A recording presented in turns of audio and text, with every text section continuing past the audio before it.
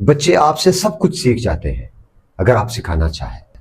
آپ انہیں یہ تعلیم تو دیں, آپ انہیں دوست بنائیں. بسم اللہ الرحمن الرحیم. جس طرح کلاسف اللہ میں ایک دل دہلا دینے والا واقعہ پیش آیا ہے, ظفر اللہ کے ساتھ جو درندگی ہوئی, جس طرح سے انہیں بلیک میل کیا گیا, جس طرح سے انہیں تشدد کا نشانہ بنایا گیا, 3 دن کے بعد مجبوراً انہوں نے خودکشی کر لی. اس کی کیا وجہ ہے؟ اس طرح کے ہزاروں جو واقعات ہیں وہ پیش آتے ہیں, لیکن جب تک سوشل میڈیا پہ وائرل نہیں ہوتا اس وقت تک کسی کو پتہ نہیں چلتا. سی ایم بلوچستان نے اس پہ سخت نوٹس بھی لیا ہے اور جو ظالم ہیں ان کو گرفتار کرنے کا احکامات بھی جاری کیے ہیں. جس طرح سے ظفر اللہ کے ساتھ ظلم ہوا, ان پہ تشدد کیا گیا, تشدد سے پہلے ان کی جس طرح سے ویڈیو بنائی گئی, بعد میں انہیں دھمکایا گیا, انہیں ڈرایا گیا, مجبوراً اس بچے نے خودکشی کر لی. یہ ایک بہت ہی افسوسناک واقعہ ہے. یہ جو ذمہ داری ہے یہ صرف حکومت کی تو نہیں ہے, یہ خاص کر والدین کی ہے, گھر کے بڑوں کی ہے کہ وہ اپنے بچوں پہ نظر رکھے. اور خاص کر ایک چیز کی جو ہمارے معاشرے میں کمی ہے, ہم سیکس ایجوکیشن کیوں نہیں دیتے اپنے بچوں کو. ہم اپنے بچوں کو جو ان کے جسمانی حقوق ہے وہ انہیں کیوں نہیں سمجھاتے. ہم یہ سمجھانے میں کیوں ناکام ہو جاتے ہیں کہ آپ کے ساتھ کس طرح اگر کوئی رویہ رکھا جاتا ہے تو آپ نے ان سے دور رہنا ہے. یعنی کوئی اگر ٹچ کرتا ہے, بیڈ اور گڈ ٹچ, ہم نے کیوں نہیں سمجھاتے ہم لوگ. جب اس طرح ہوتا ہے ہم نے اپنے بچوں کو سمجھانا ہے, ہم نے اس چیز کی تعلیم دینی ہے, اور خاص کر ہم نے اپنے بچوں کے ساتھ دوستانہ ماحول رکھنا ہے.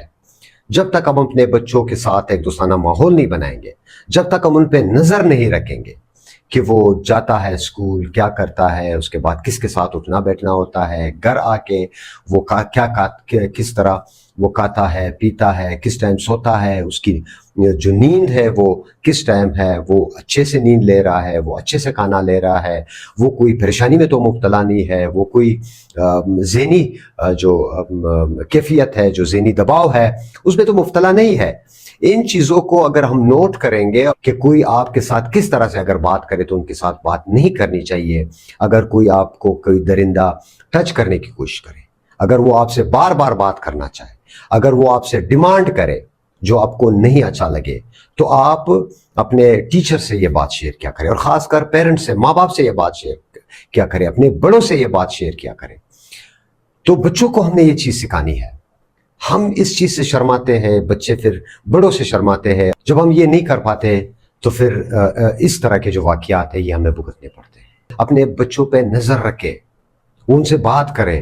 اور میں ایک بار پھر کہنا چاہتا ہوں کہ آپ اپنے بچوں کے ساتھ ایک دوستانہ ماحول بنائیں, ان کو ٹائم دیں, ان سے بات کریں, انہیں اچھے اور برے کی تمیز سکھائیں. بچے آپ سے سب کچھ سیکھ جاتے ہیں اگر آپ سکھانا چاہیں. آپ انہیں ہر وہ حدود سمجھائیں کہ کون سی چیز غلط ہے, کون سی صحیح ہے. اور جب ہم یہ کرنے میں کامیاب ہو جائیں گے تو اس طرح کے واقعات میں کمی آ سکتی ہے. اپنے بچوں کے ساتھ دوستانہ ماحول رکھیں.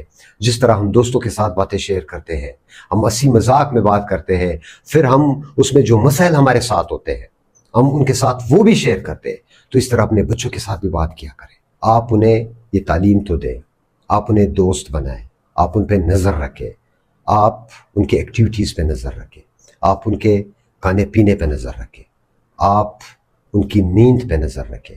یہ چیزیں ساری آپ کے ساتھ سامنے جو ہے وہ کھل کر آئے گی. اگر کوئی بھی پریشانی, کوئی بھی ڈپریشن کا شکار تھا آپ کا بچہ, تو آپ تحقیق کریں, اسکول جا کے پتہ کریں کہ وہ کیوں پریشان ہے, کیوں ایسا کر رہا ہے. تو جب یہ ساری چیزیں آپ کرو گے تو ظاہر سی بات ہے آپ اپنے بچوں کو محفوظ کر سکتے ہیں اس درندے معاشرے سے. اور گورنمنٹ سے بھی درخواست کرتے ہیں کہ اس کے لیے ایک سخت قانون ہونا چاہیے, پوری سزا دینی چاہیے, عبرت کا نشان بنانا چاہیے, تاکہ وہ ایک بچے کے ساتھ ساتھ ایک پورے خاندان کو تباہ نہ کرے. کیونکہ ایک بچہ جب ایک اس طرح کے ایکٹیویٹیز میں ملوث ہوتا ہے وہ نہیں بتا سکتا, تو وہ آہستہ آہستہ سے اس دلدل میں جب پھنس جاتا ہے, ان کی تعلیم بھی تباہ ہوتی ہے, ان کی زندگی بھی تباہ ہوتی ہے. خدا را اپنے بچوں کی زندگیاں بچائے, معاشرے کو بچائے اس درندگی سے. شکریہ.